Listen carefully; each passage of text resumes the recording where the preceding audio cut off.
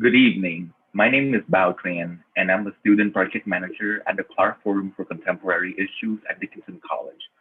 When we held Clark Forum events in person and on campus, we took a moment to acknowledge that the land on which we gathered belonged to the indigenous people for centuries before European settlement. Currently, I'm inhabiting the ancestral land of the Lenape, the Susquehannock, the Conestoga, the Haudenosaunee, the Shawnee, the Erie, and later the Indian children of the Carlisle Indian Industrial School. I encourage everyone watching this evening program to take a moment after our presentation to acknowledge the tribes whose traditional land you currently inhabit. On behalf of Dickinson College, the Clark Forum, the Department of English, and the Women's and Gender Resource Center, I would like to welcome you to tonight's event, The Model Minority Myth, Anti-Asian Racism, Anti-Black Racism, and COVID-19. In light of COVID-19, hate crimes against Asians and Asian Americans rose dramatically. On March 15, 2021, a white man killed 8 people in 3 Atlanta area Asian-owned businesses. These senseless murders reflect the same motive as the one behind the history of violence against Asians and Asian Americans in the US. For white people who are marginalized under capitalism in the 19th century, especially those from low socioeconomic backgrounds and who immigrated from Europe, participation in anti-Asian violence was a means of reasserting their sense of belonging in the US. Similarly, people whose securities were shaken by the mishandling of the COVID-19 virus found it easier to blame a minority rather than acknowledging that political and economic elites are the real causes of their grievances. Our speaker tonight, Jennifer Ho, is professor of ethnic studies and director of the Center for Humanities and the Arts at University of Colorado Boulder.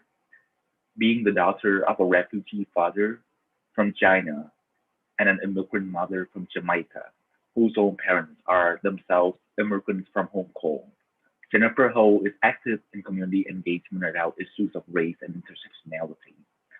She's the president of the Association for Asian American Studies and the author of 3 scholarly monographs. In her community, she is known for leading workshops on anti-racism and how to talk about race in our current political climate.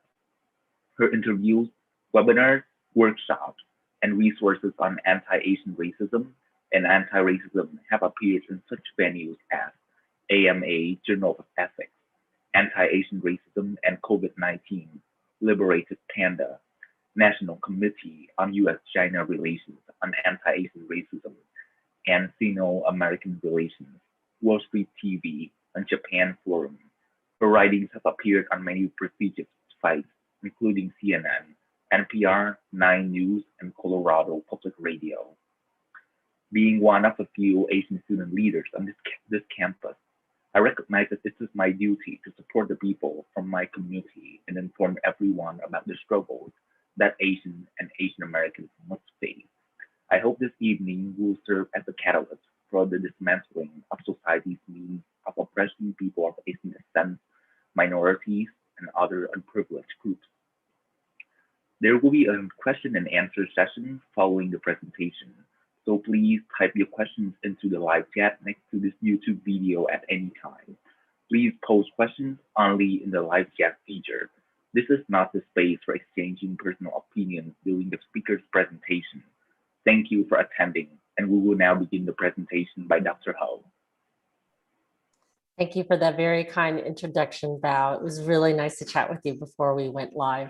And let me just start out by thanking my hosts, Mark Aldrich for the invitation, Sarah Markowitz for all of her help with the logistics of being invited to be part of the Clark Forum, and of course, my friend Donna Bickford, who I hope is watching. So hi, Donna. Before I begin, there are a few things that I do want to share with everyone. So I do use she, her, hers pronouns if you're interested in knowing that and using that in your question. And I also want to do my own land acknowledgement. So I'm coming to you from Lafayette, Colorado. which is the traditional territories of the Cheyenne, Arapaho, and Ute nations. And I think for anyone who's wondering why people do land acknowledgements, that especially for any talk that's going to address issues of power and issues of power related to race, that it's really incumbent on us to understand the histories of where we're located, which has to do fundamentally with land. So that is why one of the reasons why I do a land acknowledgement before I give a talk on anything to do with race and racism. I also want to share a statistic with you having to do with our present moment, and that is April 12th, 2021. There have been 562,000 people who have died of COVID-19. And I really want that to sit with people, the number 562,000. Because ultimately, the reason that I'm coming to you on a Zoom screen instead of being invited to fly in to deliver this talk has to do with the reality of our lives in this pandemic. And I'm grateful that there's a vaccine, and I'm going to be receiving my second Pfizer shot tomorrow. But I think it's really important for us not to forget that many people who may be watching this have lost loved ones and are grieving. And I think we really need to think as a society and as a culture, both in the United States as well as around the world, how we're really going to mark and mourn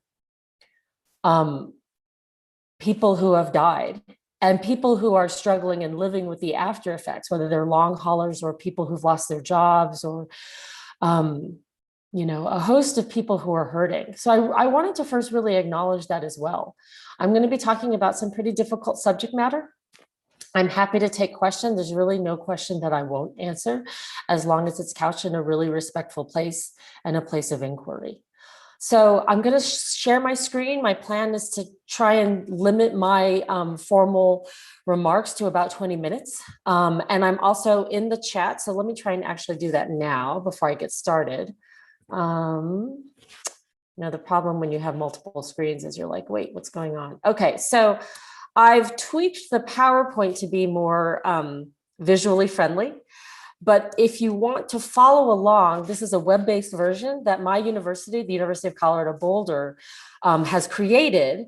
And if you want to get a version of the PowerPoint that you see based on the website, you can fill out this Google form. And I'd be more than happy to share a PowerPoint slide deck, which is based on the PowerPoint slide deck that I'm going to use right now.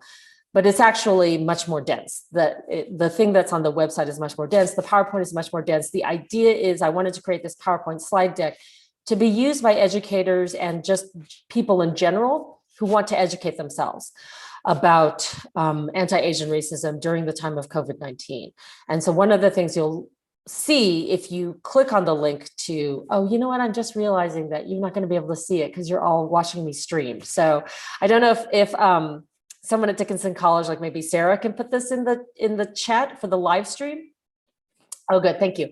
But if you click on the link, you'll see that there are hyperlinks. So you can think of them as just basically footnotes that are contextualizing a lot of the things that I'm saying in the slide deck.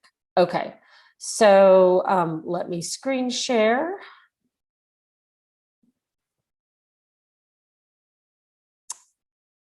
And let's begin. So if for those of you who are on Twitter, you can send me a follower request. I had to lock my Twitter account because an essay I wrote about white supremacy has gotten a lot of negative attention. And whenever that happens, I take certain precautions, and part of that is locking my Twitter account.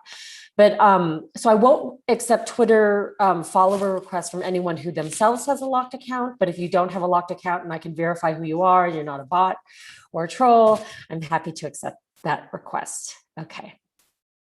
So the first thing, and again, Bao gave a really lovely introduction of me. I think it's important that you know both what my professional and academic credentials are, right? I'm a professor of ethnic studies. I direct a Humanities Center at CU Boulder. I'm the president of my professional association, the Association for Asian American Studies. But equally important to me, beyond the fact that I have a PhD and I've written a lot of books and given a lot of talks on this subject, is my lived experience, that I am the daughter of a refugee father from China and an immigrant mother from Jamaica, whose parents were themselves immigrants from Hong Kong. So I understand the condition of immigrant life from the point of view of my parents, and I know what it's like to live as an Asian American woman in US society. So to give you an idea of what we're going to be doing in this talk, I'm going to first talk about anti-Asian racism and kind of give a brief history. I'm going to link that to yellow peril rhetoric and explain what the term yellow peril means. I'm also going to explain the term model minority and why that's linked to white supremacy. I'm then going to talk about anti-Asian and anti-Black racism and how both of those are linked to white supremacy. And then I will end with the things that we can all do to be anti-racism advocates. Then we'll turn to question and answer. So this is basically the first slide deck that you would see when you're being sent the slide. And the first thing that I think is really important that we do is to define racism. So a useful shorthand is people often say that racism is power plus prejudice. I think that's not quite as nuanced as what I would like to say about racism, but what's really important, especially for today's talk, is that I see racism as institutional. And I see racist as an adjective that describes different conditions of people enacting racism. But I don't think that racist is an identity category. So let me explain that really briefly here. So what I mean is anyone can say and do racist things. So being someone who says and does racist things or holds racist beliefs isn't part of your racial identity being white or Black or Latinx or Asian American. It's about buying into a system, subconsciously or consciously, that creates a hierarchy in the United States. And I am, for the purposes of my talk, really going to limit talking about racism as a system in terms of the US, because racism is also something that's really localized. So how racism operates in the United States will look and be different than how it operates in France or Guatemala or China. And these are just a few brief examples of how racism has operated in the United States in terms of things like the transatlantic slave trade, the American Indian dispossession of land, targeting Latinx populations, and then various restrictions in US law around housing, marriage, and educational equity. Turning now to a history of anti-Asian racism, we can really chart the beginning of this as far as federal law with the 1875 Page Act and then the 1882 Chinese Exclusion Act. And the 1882 Chinese Exclusion Act is the first time that the US bars immigration and naturalization based on race, or very specifically based on national origin, in this case, China. The Page Act, and if anybody's been following along with the aftermath of the Atlanta shooting, you might have heard of the Page Act. This is the first time that the US restricts immigration based on gender as well as national origin. So the Page Act specifically targeted Chinese women, believing that they were diseased and hence should be prevented from coming into the United States. And the reason they believed that Chinese women were inherently diseased, and this is back in the 19th century when there was not a good understanding of the way that microbiology actually works, there was an assumption that Chinese women were inherently diseased because of their race and gender, when in reality, many of them had various venereal disease and health diseases because they had been tricked into sexual servitude when they were in the US, or were forced into sexual servitude when they came into the US, and thus became susceptible to various sexually transmitted diseases. So by the time you get into the 20th century, you see other restrictive laws that are passed that are excluding Asians or restricting their mobility, they're restricting their rights as we understand them. And while it starts with the Chinese, it eventually extends to Japanese and Indians, who at this time are often referred to as Sikh or Hindus. And what's important to understand about those last two terms is that those are religious terms and that anyone can be Sikh or Hindu because those are religious affiliations, though in the United States, the majority of Sikh and Hindus are oftentimes themselves Indian American or South Asian American. And then the Cable Act may be one of my favorite racist laws. It essentially punishes any woman, Chinese, Japanese, Asian, white, Black, who marries a man who is deemed an alien, ineligible for citizenship. But what's important to note in 1922 is that the only category of people in this aliens ineligible for citizenship were specifically Asian men. So a little bit more about anti-Asian racism. In 1930, you have the Watsonville riots, and this is when white farm workers rose up against Filipino laborers in Watsonville, California. It began over believing that there was a Filipino man who was getting fresh, as it would, right? Being inappropriate with a white woman. And we can see shades of Emmett Till in this kind of accusation of white men against a person of color, a man of color, and this kind of protection of white femalehood. We can see it in the incarceration of Japanese Americans, 120,000 of which were put into concentration camps during World War II, because the United States government somehow believed that by virtue of their Japanese ancestry, they were more disloyal than any other people. We can also do a direct line to the murder of Balabir Singh Sodhi, who was the first, you could think of him as domestic casualty of American terrorism when he was killed by a white man who wanted revenge for 9/11. And then the last mass shooting of Asian Americans that happened right before Atlanta was in Oak Creek, Wisconsin in August 2012. And that's when 6 Sikh Americans, South Asian Americans, were murdered in their temple by a white man who, again, wanted revenge for 9/11. So all of this is related, right? These kind of incidences that I've just shared of anti-Asian racism can be traced to a term called yellow peril, which in general is like this fear or mistrust or hatred or association with negative sentiments, believing that people from Asia or Asian nations are putting the United States and white people under threat. And so yellow peril has definitely fueled many anti-Asian laws. And the most important thing to understand is that it's reducing Asians to being forever foreign, to no matter how long that they have been here, how many generations. Asian Americans are consistently asked where you're really from, why you speak such good English. And this, of course, is also related to xenophobia. So xenophobia is this fear or hatred of people who are perceived as foreign. And this goes hand in hand with yellow peril rhetoric, because this is some of what we are seeing now with the rise of anti-Asian and anti-Chinese racism fueled by COVID-19. Of course, no matter the racism and the racist laws that has tried to prevent people of Asian ancestry from becoming Americans, eventually they do, especially after 1965, which is the Immigration Reform Act that really does away with all of the previous we could say racist and prohibitive, discriminatory naturalization and immigration laws. Although again, immigration is has not been fixed entirely, as we can well imagine and know, given the situation on the southern border. One of the things I do want to say, just in case there's anyone in the audience who's a little bit confused about this, so the term to refer to people of Asian ancestry is Asian American and not Oriental. So once upon a time, Oriental was a perfectly fine way to refer to people of Asian ancestry, like back in the 1940s.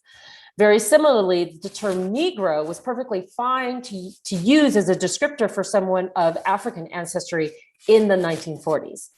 But that is well over 60 years ago. And just like we would never refer to someone of African ancestry who's Black or African American to be called Negro, we would similarly never use the term Oriental. So I just want to make that really clear, because I had a meeting today with someone who in Colorado who said that there were still people who were using the term Oriental in the year 2021 to refer to Asian Americans. So the other kind of thing to understand about how Asian Americans get stereotyped is the model minority myth. And if you think about a coin, on one side of the coin is yellow peril, and on the other side of the coin is the model minority myth. So one side of the coin seems to be really evidently a negative stereotype, something that is really maligning and dehumanizing Asian Americans. The flip side of the coin looks like it's positive, but it's not. So let me explain all the ways that the model minority myth is actually a very damaging and dehumanizing stereotype to be used to describe Asian Americans. So first of all, it was not something that was created organically by people of Asian descent in the United States. It was conceptualized by a white sociologist named William Peterson in 1966 in a newspaper article in the New York Times. And so he writes this article called Japanese American Success Story. And what he's doing in this article is praising Japanese who willingly went into concentration camps during World War II to prove their loyalty, and then docilely left, and then didn't pass on Japanese language or custom to their children, and became perfectly assimilated like a model minority, unlike Black Americans who are fighting for their civil rights. Now, he's not saying they're fighting for their civil rights in the article. He's basically just saying that there are all of these Black people who are creating all sorts of problems, unlike the passive Japanese. So there are a couple of problems, and I'm sure you've already guessed what they are, in this model minority myth conception. So the first thing is that it's not true, right? It's not true that the Japanese went passively into camps. There were many who resisted. There were many who protested and brought their cases in front of the Supreme Court. It is also not true that they simply assimilated into American society. There were some who definitely passed on language and customs, and there are many second, third, fifth generation Japanese Americans who are really proud to be Japanese Americans. The other thing is that it's not true that all Asian Americans are successful. And it's not true that all Asian Americans are good at math or are high achieving. So if you disaggregate data, because Asian American is a category that includes people from over 30 nations who speak a variety of different languages. If we include Pacific Islander, now we're up to 50 different nations with many different languages and customs. So when you disaggregate data and you start looking at specific ethnic Asian people, one of the things you quickly realize is that in the Southeast Asian category, so people who are Vietnamese, Cambodian, Laotian, Burmese, Laotian, and Hmong people in particular have some of the lowest rates of high school graduation in the United States, some of the lowest rates of English language literacy, and some of the highest rates of poverty. So it does a major disservice for us to be placing Southeast Asian and specifically Hmong, Laotian, and Burmese Americans into the same category of Asian Americans that maybe some high achieving Chinese American, Japanese American, Indian Americans are in. And it definitely does a disservice in not providing students with fellowship support, with other support when they may be first generation college students who share many more similarities with first generation Latinx students or indigenous students than they would a fifth generation Japanese American or someone who is Korean American coming from a higher socioeconomic background. Now, the other reason the model minority myth is really damaging is that it is a racial wedge. It's a way of saying, here are the good minorities, these Asians, and then by implication, these are the bad minorities, Black people, Latinx people, indigenous people.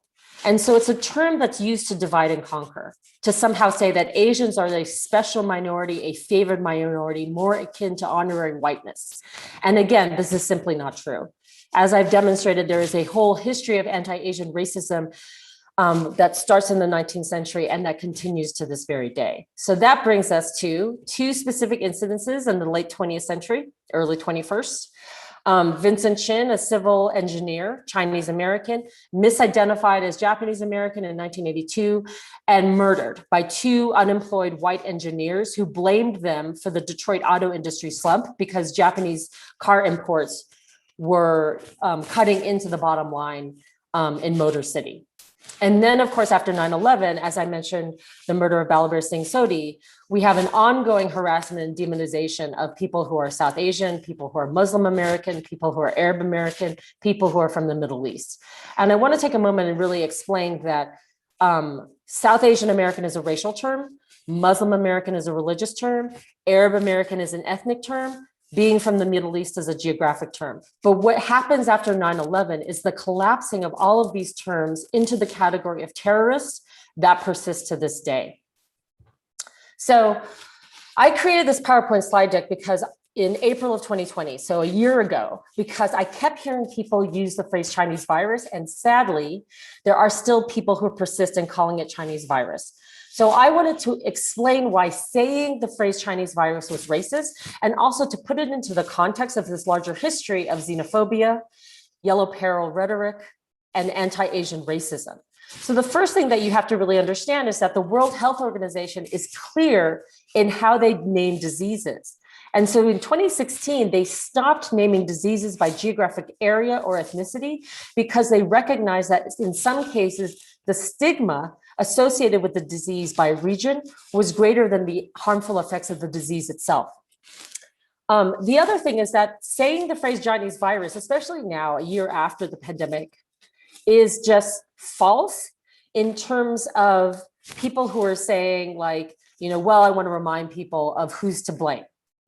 So this idea that we need to blame anyone or any entity or any nation for the virus, again, falls into this category of xenophobia, yellow peril rhetoric. And I would hope that anyone watching this is someone who does not want to engage in xenophobia, does not want to engage in anti-Chinese rhetoric, does not want to engage and perpetuate yellow peril, anti-Chinese, anti-Asian racism. Because here's what's happening. So all of these incidences that are on this slide were things that I found pre-April 7th, 2020.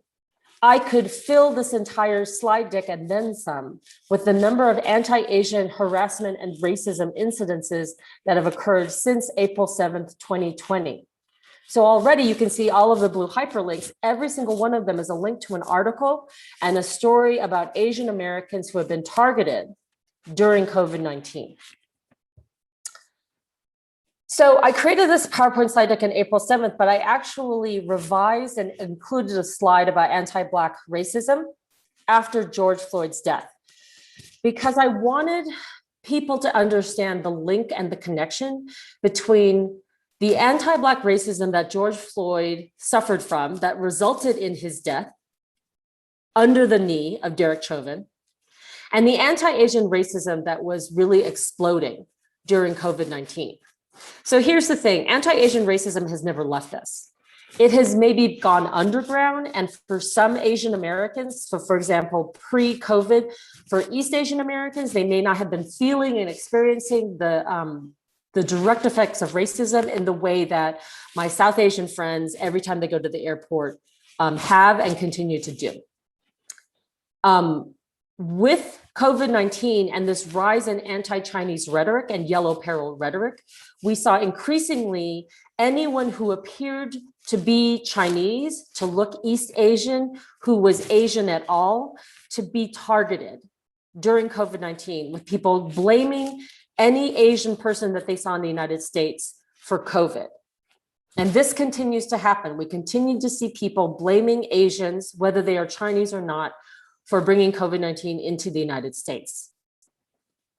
The underlining ideology of what allows xenophobia, yellow peril rhetoric, and anti-Asian racism is the same ideology that drives anti-Black racism, and that's white supremacy. So the idea that you can dehumanize people based on race comes from white supremacy. And I want to be really clear about what I mean when I say white supremacy.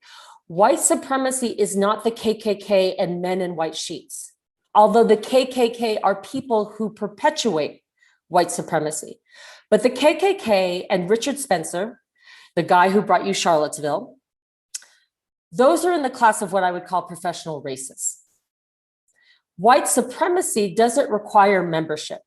White supremacy is in the air that we breathe and the water that we drink. And white supremacy impacts all of us, and all of us are people who can perpetuate white supremacy, just like all of us can perpetuate racism. It is not about an identity, it is about the ways in which it has infiltrated the culture such that, let's go back to the election of Barack Obama in 2008, there were all sorts of conversations about, was Barack Obama as a Black man, more specifically a mixed race, white and Black man, electable to be president of the United States? Now, when you think about what that question is asking, it is asking, do we think based on his Blackness that people will accept him as a leader? And inherent underneath that question is saying, is Barack Obama a fully enfranchised human being? Because we are questioning this based on his racial category. And if we're not questioning it, we're wondering if other people will question it, which essentially means that there's enough racism and white supremacy in society that we're having this conversation at all. We should never have had that conversation. We had that conversation about Barack Obama's electability because subconsciously, and I think in some cases very consciously, people are aware of the undercurrent of racism and white supremacy that would lead us to question why anyone of a non-white race is considered electable. So the other thing to understand about white supremacy is that this is based on institutions and systems. It's not about individual people and who they like or don't like, or who is in their friendship group. It's about the ways in which, if you look at a chart that lists all of the former US presidents, you will pretty much see optically people who look white, and very specifically men who look white. But, and we can talk about intersectionality and sexism during the Q&A. The other reason I wanted to talk about anti-Black racism when I redid the PowerPoint, or I added slides to the PowerPoint, was that I was doing a lot of workshops with Asian American groups. And I know that for many Asian Americans, this has really been a wake-up call, the way that racism operates in the United States, and feeling like Asian Americans are now being susceptible to racism. They're being targets of racism. And what I wanted to say to those groups in particular is that if you're learning about anti-Asian racism and you're getting angry and you want to know what to do about it, then I urge you to also recognize anti-Black racism and that you have to fight both. You can't just cherry pick and decide, I'm going to care about anti-Asian racism, but not care about what happens to Black people. And by the way, if you care about what happens to Black people, you need to also care about what happens to Latinx people and Indigenous people. And by the way, if we're going to end racial oppression, we should also end sexual oppression and gender oppression and ableism. I mean, there's a whole host of things that go into doing this kind of social justice, human rights work. So I'm nearing the end. This is the second to last slide. What can you do? So if you want to be an anti-racist advocate, if you want to be someone who's an ally, the first thing is to recognize that it is not the same as not being racist. Not being racist is you're a decent human being. But to be anti-racist is a choice. It means that you are going to self-consciously make a choice to be anti-racist. And the first step in being anti-racist is educating yourself. So the fact that you're listening to me in this talk is one good first step, right? Because you're learning about this history of race and racism, and very specifically about how it's impacting Asian Americans. The next thing you have to do is to do something. So that means sharing the knowledge that you've learned today with a family member, with a friend, with a coworker. It means downloading the PowerPoint slide and going through all of these hyperlinks and really learning more about the history of race and racism in the United States. The other thing is that you can correct people who are calling COVID-19 China virus. And I know confrontation can be difficult and painful, but it is as simple as using an I statement when you hear someone saying, those Chinese are coming in and bringing coronavirus to say, or China to bringing the Wuhan flu, saying, actually what you're saying is not true. There's a lot of evidence that suggests that that's not true. And saying the phrase Wuhan flu is actually to engage in racism. And I prefer that you call it COVID-19. Now, I get that doing that may be uncomfortable. It could really be as simple as saying, your language is making me really uncomfortable. And I would prefer that you not use the phrase Wuhan flu. I mean, it's really as simple as that. If you're ready for kind of the next level, right? Take a hollaback bystander training. They're amazing. They are free. They've opened up a slew of them after Atlanta. They've partnered with Asian Americans Advancing Justice. And I have co-created with a PhD student in ethnic studies this free anti-racism course on Coursera, Anti-Racism 1, which is self-paced over 3 weeks, but honestly, you could take it over the course of 3 months. And then the last thing is that there's a list of further reading for you to do so that you can start or continue your anti-racism education. So I'm gonna stop sharing and turn to Bao to ask questions. So thank you, everybody. I know that took a little bit longer than 20 minutes because I delved into some deeper issues, but I hope the contextualization was useful. Thanks, Professor Ho, for giving us the presentation. This is now the beginning of the Q&A session. Please post questions in the live chat feature next to this YouTube video at any time.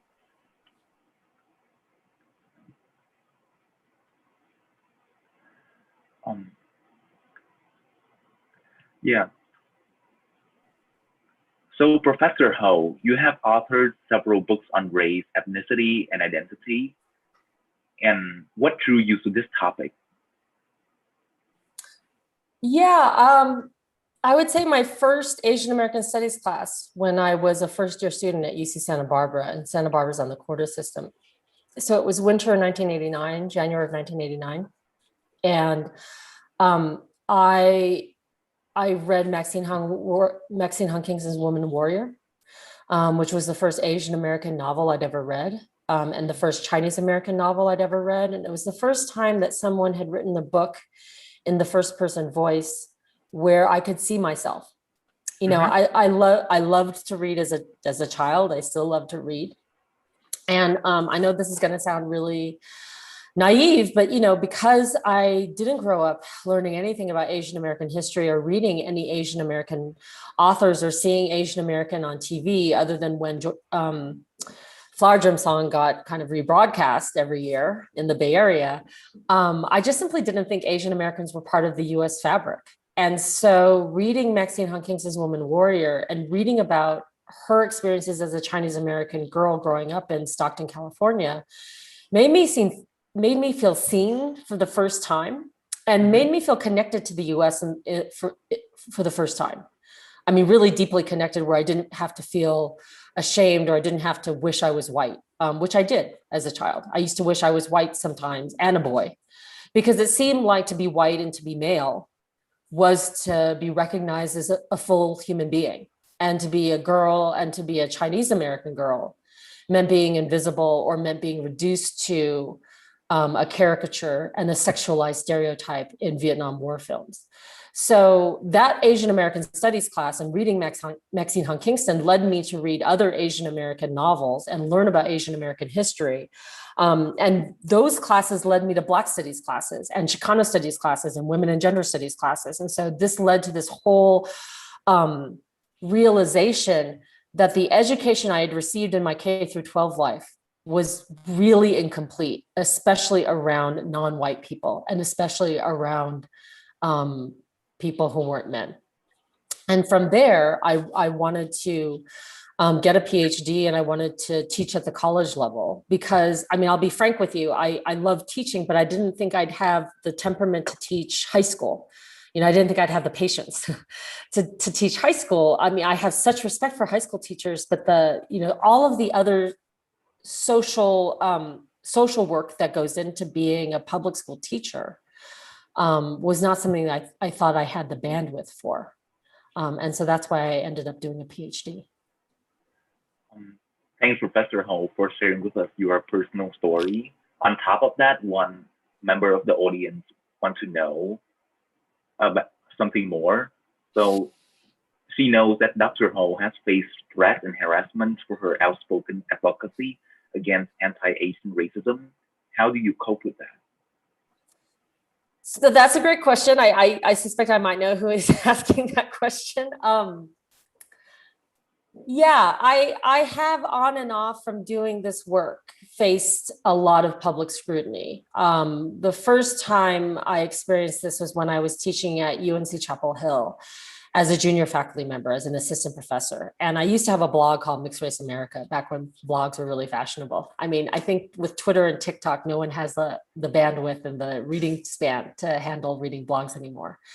And what had happened recently when I was writing this blog was the Duke lacrosse rape case. And so for those of you who are unfamiliar with this, the Duke lacrosse team at the time had a nearly all white members. I think there may have been 3 non-white members of the Duke lacrosse team.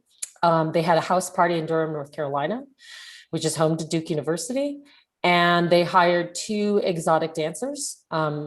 In the public media, they were referred to as strippers. And when the 2 women showed up, one was mixed race, Asian and Black. This is something that came out later, but optically at the time she was identified as Black, as was the other woman. So what the largely white lacrosse players encountered were 2 Black women. And this is apparently not who they thought they were going to get.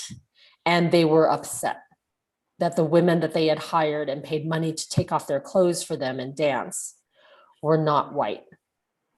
And what one of the women alleges is that she was sexually assaulted by 3 members of the lacrosse team. And the Durham police really mishandled the case. for a variety of reasons. And so there were no charges that were ever brought because of their vast mishandling of the case. There were a lot of people who believed the woman. What was overheard by a neighbor outside when the women left was one of the white lacrosse members throwing his shirt at them and saying, thank your granddaddy for my shirt, because his shirt was made from cotton. And, because the history of anti-Black racism in the US South being very particularized to the condition of slavery. Anyway, to make a long story short, sorry, I blogged about this, and I blogged about the fact that the lacrosse members had been exonerated. And what I wanted to do was to question what we mean when we talk about exoneration. And what happened was I fell on the radar of somebody who was basically tracking anyone writing about the Duke lacrosse team in anything other than very glorified white male terms. And I became a target of racist misogyny. That was really the first time. And it freaked me out. It freaked me out because there were people who were writing me emails saying, I hope you get raped. And that's a very hard thing to read when you are receiving those kinds of emails. And what I learned was I needed a community of people. And so a colleague of mine got me in touch with a woman who at the time was blogging at Tenured Radical, the historian Claire Potter. I'm actually not sure if Claire uses she, her, hers pronouns now. She did then. And Claire really helped me. And from then, I've learned to lean on a whole community of scholars and activists and organizers who will speak out and talk about these issues. And I think as hard as getting hate mail is, and I've gotten a fair amount. So to give you an example, a piece I wrote on white supremacy was published by The Conversation and picked up by Yahoo this past Thursday, April 8th. In the span of 8 hours, I accumulated 120 messages, 2 of which were supportive by self-identified Black American men. And the other 118 were not supportive. And they ranged from being what I would call more of the mansplaining variety of telling me why I'm wrong and wanting to try and correct my misguided ways, to some pretty vile, racist and sexist things. So you can think of the worst slurs that you've heard directed at women and at Asian people and at Black people, and you can guess what people were saying. And then I woke up the next morning to 3 emails in particular that were threatening. One of which said that I should have a bodyguard with me when I go out in public. Now, here's the interesting thing, and I think this is important for people to really understand. There were a lot of people pushing me to report to the police, which I didn't. And I didn't for 2 reasons. One is I don't know that the police are going to be places that I'm going to turn, given what I know about policing in the United States, which is that it is an institution, and I want to be really clear in saying this, it is an institution rooted in anti-Black racism. And what I mean by that is I'm not calling every single police officer racist, right? I don't want to be misunderstood. But the system of modern policing is rooted in the slave patrols of the US South. It's rooted in anti-Black racism. If you don't believe me, please start with watching John Oliver's Last Week Tonight, his segment on policing after George Floyd's death, because he goes into depth with what the phrase defund the police means, because I think there's a lot of confusion about the phrase defund the police. I really feel like I've gotten very far afield about like how I cope. I guess I cope because I believe in this work, right? Like, yes, it's hard. Yes, it's not nice to get threats. Yes, it's not nice to read this email. But I know that this is important work. And I'm not saying I'm important. I actually don't think I'm terribly important. But I think that I have a particular aptitude for being able to handle the hate. And I've developed a certain set of skills to be able to talk about these things. And we need to talk about these things. And quite frankly, I'm just stubborn. So someone is going to tell me I can't talk about things I think are important. I'm going to be like, all right, I'll figure out ways to be safe. And I have figured out many ways to keep myself safe. And then I continue to do this work because it's really vital work of social justice and human rights are something that I wish all of us did. And if we all did that, right? So imagine this world, right? This is why I think the Hollaback training is so important. If we all tried to change the culture in which we live to recognize the inherent humanity in each and every one of us and not get bogged down into, I can't relate to this person because of their use of gender pronouns that are confusing to me. I can't relate to this person because they grew up speaking a language different than English. I think that because of this person's religion, they're not somebody that I respect. If we somehow got rid of all of that noise and understood the human being inside each and every one of us, right? Life would be better, but instead people are really crappy and they send me harassing email messages and they kill people, who are at a traffic light stop. So I guess I cope because I have righteous anger and I feel like there's work to be done and I have a calling to do it. And also people send me really nice messages and friends send me flowers and that helps. Professor Ho, I'm very touched by your answers, and thanks for mentioning the racist misogyny against you and the dancers at Duke lacrosse parties years ago. On top of that, one audience member asked to touch on the intersectionality of race, sexuality, and gender. How would you address the idea of settler or colonizing sexuality in the context of the model minority myth or yellow peril? Okay, so I think I'm trying to understand the question. So I think the question is trying to ask me about intersectionality, but I'm not sure how it relates to the model minority myth or yellow peril. So I'm not sure if the person can re-ask that, or like, do I think that yellow peril impacts one gender more than another, or is that maybe what it's asking? Yes. I guess I would say that I think it's operating differently. So very specifically, both the model minority myth and yellow peril, right? The same coin, but different sides, probably operate in different ways, but I don't know that I would say that it is impacting one gender more than another gender.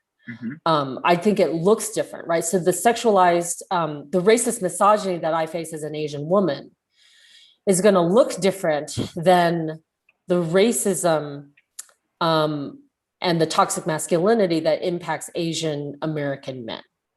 But, I think this is really important to also understand that toxic masculinity is toxic not just for women and non-binary people. Toxic masculinity is very toxic for straight men, right, of any race or ethnicity, because it's basically saying to men, men-identified people, you have to be a certain way to be considered a man. And to be considered a man in US society means you have power and means you're given respect.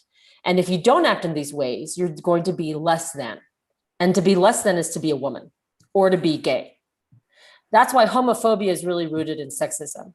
Because if we really thought women were fully enfranchised human beings, right, then all of the kind of, vile stereotypes that adhere to a lot of queer people, especially to gay men, wouldn't make sense, because it would not be, to use, in the sports parlance, to say that you threw like a girl, right? That's supposed to be like a slur and a disparagement against people's hand-eye coordination, I guess, but if throwing like a girl meant throwing, like that was awesome, then we wouldn't care. But instead, we use the appendage like a girl, right? The phrase like a girl, somehow to be demeaning. Which again points to the inherent sexism in our society and when it's layered into intersectional oppression. And so let me just say a word about intersectionality, because again, I think that's also a term that gets really misunderstood. So it's not additive, right? I think a lot of times people want to think about intersectionality as it's gender plus race plus religion. And that's kind of it, but you have to, but what Kimberly Crenshaw, who's really seen as kind of the person who coined the term in the kind of present day, to really understand intersectionality, you have to understand it as a theory of interlocking oppression. And in the case of myself as an Asian American woman, what it means is that I experience the world as an Asian American woman. I cannot take apart my woman identity from my Asian identity, from my, my sexual identity as a cisgender, straight identified woman who at this point in my life is of a higher socioeconomic class, but who grew up working class, right? And all of those things really matter, but they matter in the way that Asian women in particular in US society are sexualized.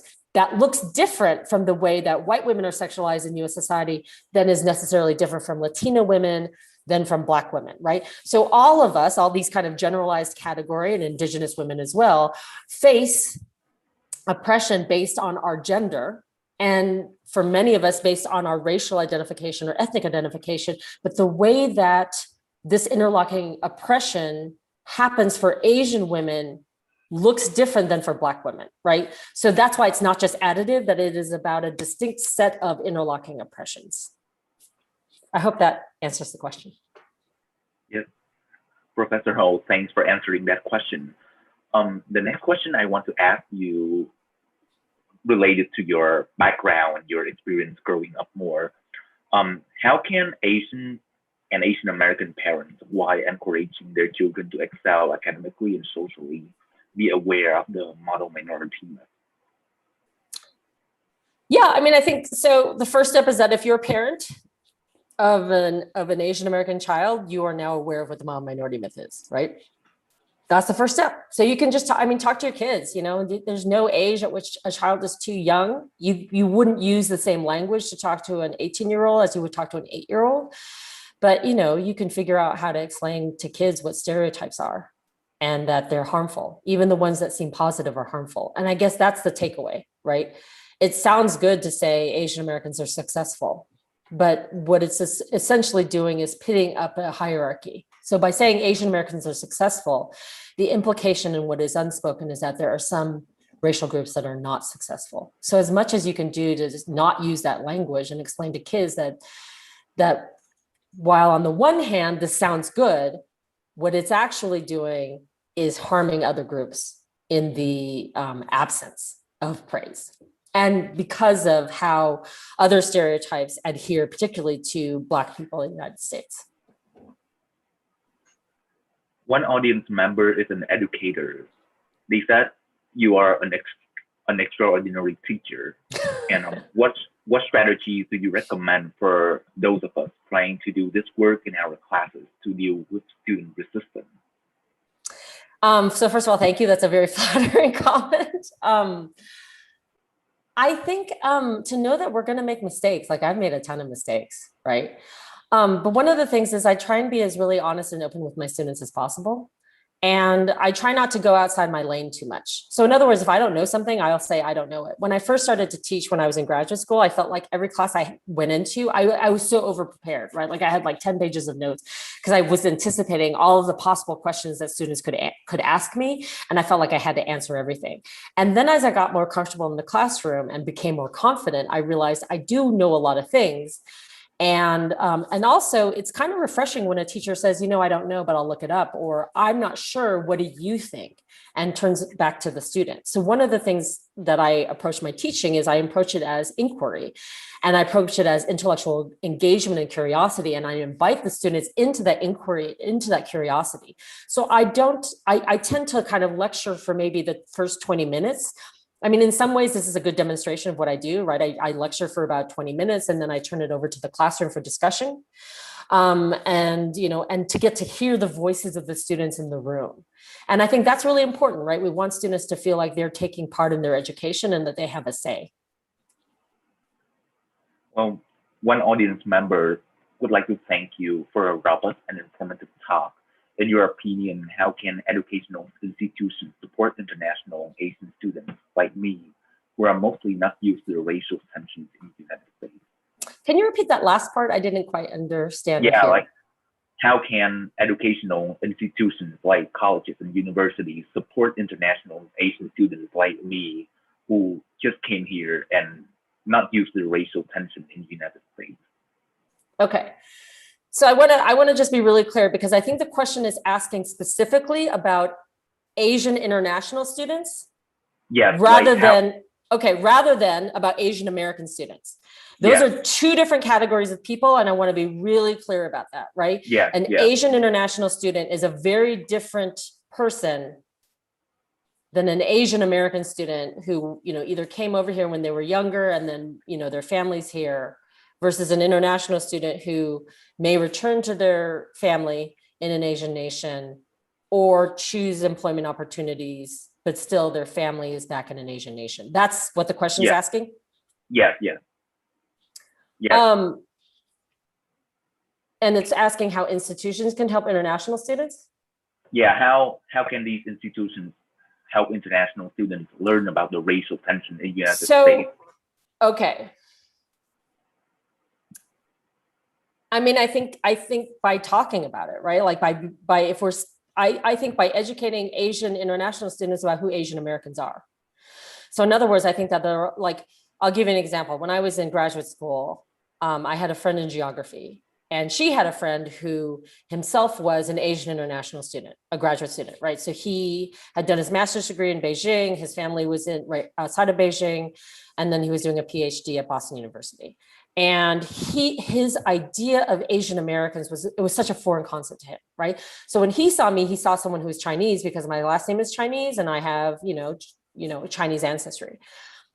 Chinese American is actually not my primary mode of identification. And I'm very unusual by the way, most people identify by ethnic ancestry first, and then, they check off Asian American on the census form. I identify primarily as Asian American, and I do that very self-consciously because of the way that I interpret the term Asian American to be a term rooted in social justice and a political consciousness of race and racism and white supremacy. That is not something that he believed in or understood. Like, we had this conversation where he thought that, the Dalai Lama was a tool of the West and was in Richard Gere's pockets. And he couldn't believe that people were listening to the Dalai Lama, right? And he told me that there were no gay people in the United States, there were no gay people in China, right? That people only become gay who are Chinese because they get brainwashed in the United States. Now, a lot of people can understand how problematic that is, right? And I'm not trying to malign my friend's friend. This is simply what he grew up believing in China. I have no idea if that's even prevalent in China, right? That's just what he was sharing with me. So part of it was, me kind of trying to explain to him what it means to be Asian American and what that term means and why it's rooted in race and racism and what white supremacy is. That's a tall order, but that's actually where we need to start. And we need to start that not just for Asian international students. Quite frankly, there are plenty of administrators who don't get that. So the first place, if you really want to start to make educational change, is to lead up, right? You got to get your deans and your provosts and your presidents of universities to actually buy into the concept of white supremacy and to start to do the really hard work of modeling from the top down. And that's necessarily going to then include student services that are working with international students, whether they're from Asia or not. As a gay person, I'm very surprised to hear about your story, like your encounter with people from Asia. And on top of educational institutions question, two audience members asked, what role do you think predominantly white institutions have in the deconstruction of the model minority myth and yellow peril? Yeah, no, that's a great question. So, I want to say, first of all, institutions are slow to change. Right. So I'd like us to think about replacing institution with what can we as individuals do? And, that's a little bit harder. And it's a little bit harder for me to be able to give a detailed answer, not knowing where people are institutionally situated. But for anyone in the room who's a faculty member, and especially for anyone in the room who has any kind of title behind their name, I think there is a role to play, right? Especially so if we're talking specifically about Asian Americans, which is sort of what I was brought here to talk about. One of the things that we can all do in our educational institutions is to get our institutions to disaggregate data. Such a simple thing that is very, very difficult to do. So I will tell you that it may be impossible to do this at Dickinson, but it's worth trying, right? So imagine if every single faculty member was watching and listening to me right now, and every single faculty member emailed whatever office it is at Dickinson and copies their dean or copies the provost or copies the president and says, I think it's important for us to be able to fully support Asian Americans by disaggregating data so that we can understand who the population is that we're serving.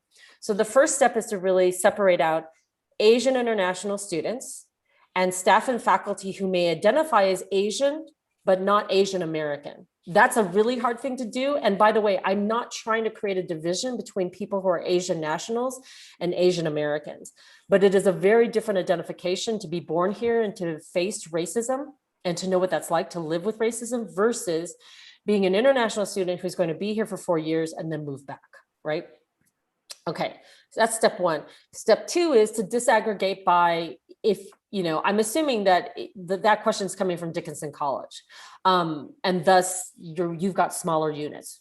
If you're at a large institution, it's important that you disaggregate by college, right? So for where I'm at University of Colorado, I would want to see statistics that's divided by the College of Engineering, College of Arts and Science, College of Music. And then further to disaggregate by ethnicity, right? So to really find out how many Burmese American faculty do we have? Let me give you a wild guess. I'm guessing it's 0, right? Based on the statistics I know about Burmese refugees and the poverty, the kind of poverty rates of Burmese Americans, I'm betting that there are 0 Burmese American faculty at University of Colorado. And that means I'm guessing that there are 0 at Dickinson. My other guess is that there may be 0 Hmong and Laotian faculty or very few staff, or at UNC Chapel Hill, which was my former employer, there were a lot of Burmese employees. They made up the majority of the nighttime janitorial staff. So I think trying to figure out who the Asian Americans are in your community is the first step to really address how you can support Asian Americans, because Burmese Americans look like they're invisible at UNC Chapel Hill because they're not in the faculty and they're not in the student body, but they are in the staff and they're doing the vital work of keeping our campuses clean. I mean, God, especially now during COVID-19. So that's something that we can all do. We can ask for data to be disaggregated. And once we have it, we can then look at it and really kind of think about what is this saying about who the population of Asians are and what they may need, because what a Hmong student needs who's coming from a refugee family may be different than a 5th generation Japanese American. Yeah. Thanks again for your answer. The next question will be the last question.